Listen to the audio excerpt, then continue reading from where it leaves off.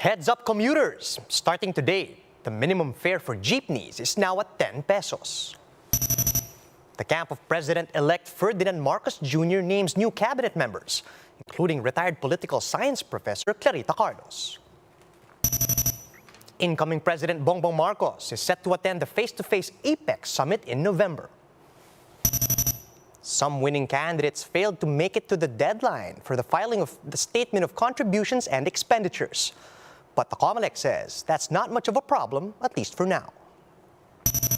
And film director Daryl Yap cries foul after the Quezon City Council declared him and actress Ai Ai de las Alas as persona non grata.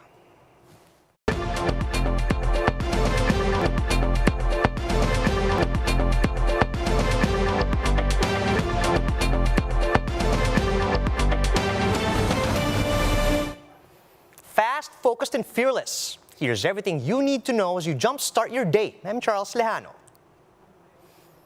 The minimum fare for public utility jeepneys is now at 10 pesos. This as the LTFRB approved the 1 peso provisional rate hike yesterday. This fare increase will cover PUJs in Metro Manila, Central Luzon, and Calabarzon. And the LTFRB says, while they recognize the plight of the public, they cannot be insensitive to the clamor of PUV operators and drivers who are responsible for ensuring the steady supply of public transport services. Although the usual discount for qualified citizens like PWDs, senior citizens, and students must still be granted upon the presentation of valid IDs. More and more Filipinos are opting to take public transportation as pump prices soar to new highs. The problem is many PUVs no longer ply the roads due to the same reason. Mon Gualvez with the story. This is what commuters in Commonwealth Litex area had to endure every day. They run or walk a long distance just to get a ride. Some had to squeeze themselves inside already filled UV Express units. But the bigger problem is the long wait, with some spending an hour waiting to get a ride. Sobrang hassle po kasi talaga ngayon pagka lagi po ito eh. Araw-araw po ito laging ganito. Madalang na po kasi dumadaan dito Pakubaw. Hirap. Bakit?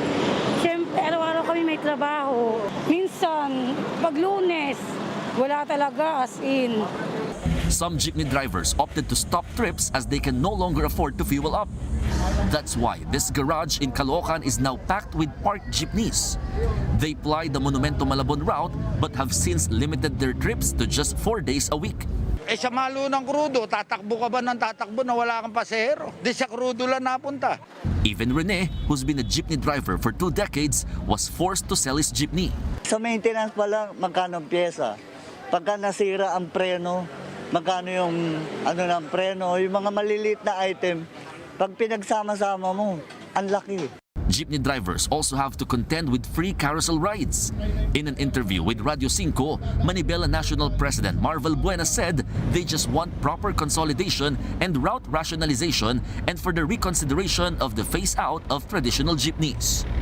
For News 5, Mon Gualvez, We Are One News. President-elect Ferdinand Marcos Jr. has revealed the names of 2 more members of his prospective cabinet. They are retired Professor Clarita Carlos, who will be appointed National Security Advisor, as well as Abono Party List Representative Conrado Estrella III, who was chosen to be the next Secretary of Agrarian Reform. Incoming Press Secretary Trixie Cruz Angeles says the 2 accepted the nomination after meeting with Marcos Jr. at his headquarters in Mandaluyong City. In an interview, Estrella said he is very grateful for the offer, vowing to work hard for the interest of agrarian reform beneficiaries. And Estrella also revealed Marcos Jr.'s marching orders. On my part, I would have to realize the dream that today these beneficiaries of the agrarian reform program would indeed have their own lands. Sabi niya, alam mo, yung susundan natin dalawa, sabi niya, yung late father ko at saka yung grandfather ko who was first secretary of agrarian, sabi niya, ganahan pag-iiyan na. Kasi yung sinusundan natin dalawa, parang buong sa'yo, sabi niya. So, we're inspired because we will, as he said, pray for us. And we will do our very best. Ferdinand Marcos Jr. says he will be attending in person his first APEC summit scheduled in November. But for now, his team is still busy preparing for his inauguration that's set to happen in just 3 weeks. Marlene Alcaide with a report. President-elect Ferdinand Marcos Jr. is off to Thailand in November. He accepted the invitation of Thailand's Charge d'Affaires, Thawat Sumitmo, to attend the Asia-Pacific Economic Cooperation, or APEC Summit. The ambassador visited Marcos Jr. last Monday. The annual summit will be also conducted in person, the first in 4 years. Recall that the 2019 summit in Chile was cancelled due to protests, while the event in the past 2 years were held virtually due to the COVID-19 pandemic. This is going to be Marcos Jr.'s first meeting with other heads of state as Philippine president. APEC's primary purpose is to promote sustainable economic growth, trade, and investment in the Asia-Pacific region. And while APEC is still months away, the inauguration of Marcos Jr. is happening in 3 weeks. Designation areas will be put up for those who want to witness the event. Police also has a reminder to the public. We will adopt the same standard protocols pagka yung may mga major event kami. Kasi maglalagay kami doon ng mga marshals, maglalagay kami ng mga checkers. So para mas mapabilis, huwag na lang silang magdala ng bag na hirap sa yung zipper o yung kung meron man silang baon na tubig, yung mga transparent na plastic na backpack, pwede rin yan. Manunod ka lang naman. Road closures and rerouting will be announced days before the inauguration. But the PNP says that the street in front of National Museum along P. Burgos will be definitely closed. As for protesters, they will only be allowed at freedom parks such as Liwasang Bonifacio. For News 5, Marlene Alcaide, we are One News. Some winning candidates have yet to file their SOSE as the COMELEC closed the filing at 5 p.m. yesterday. But the poll body says those who were elected can still submit their SOSE within 6 months from their proclamation with the corresponding late fee. Greg Gregorio has the report.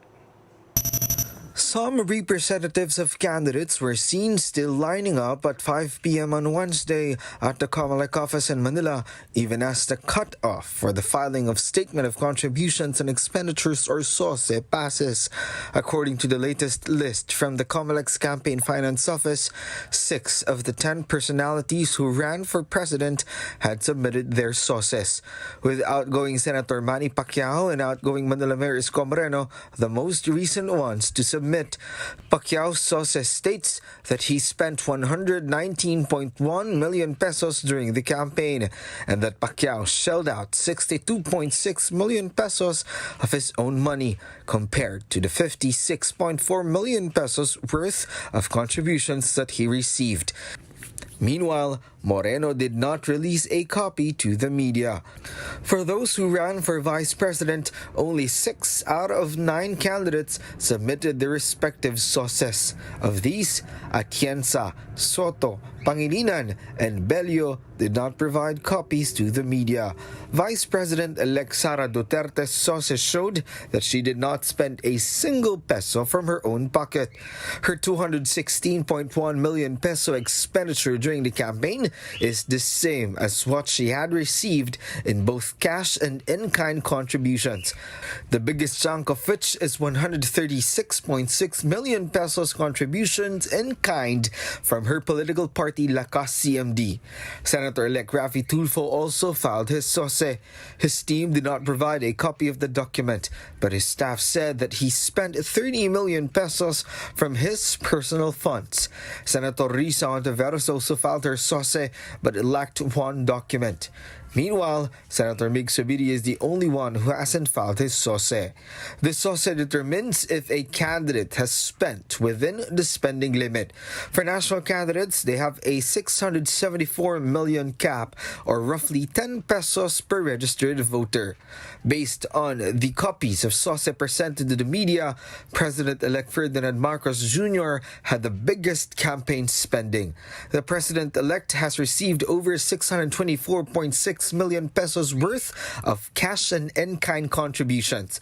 This included 247.2 million pesos from his party, Partido Federal ng Pilipinas. Meanwhile, Marcos Jr. spent a total of 623.2 million pesos.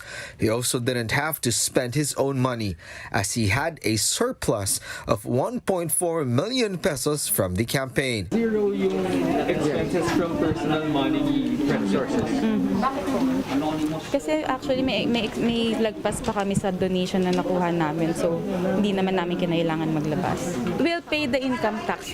Those who haven't submitted their sources will be given a notice of compliance from the COMELEC Campaign Finance Office.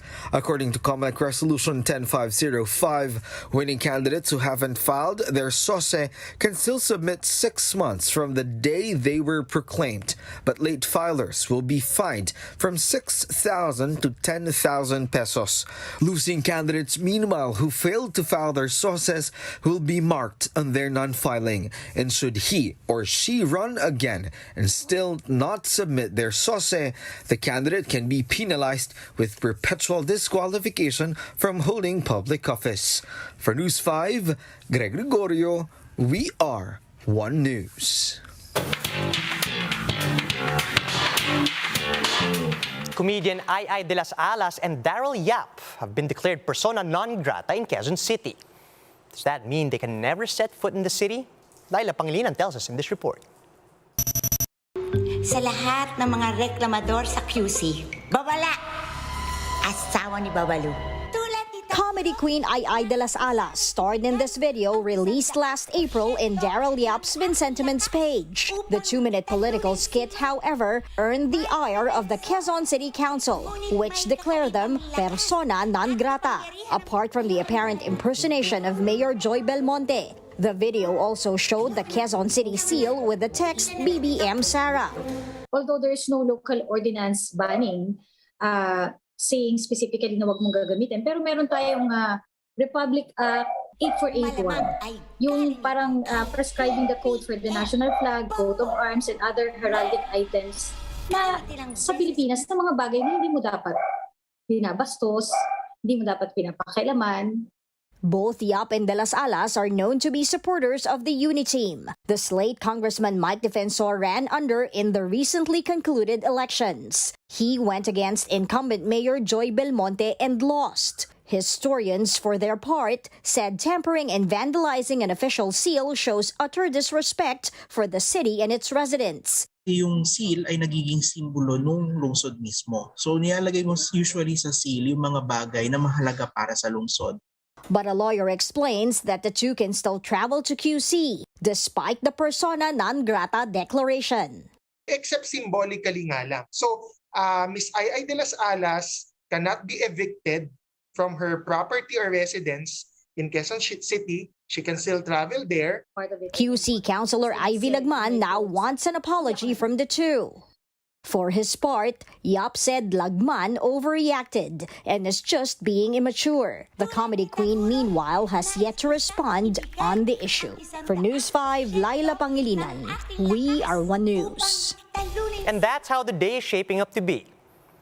Join us again later at 9 a.m. as we monitor the day's biggest stories from sunrise to sundown.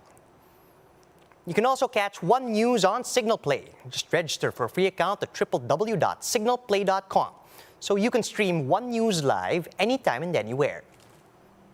I'm Charles Lejano. Mask on, wash hands, and stay safe, Philippines. We are One News.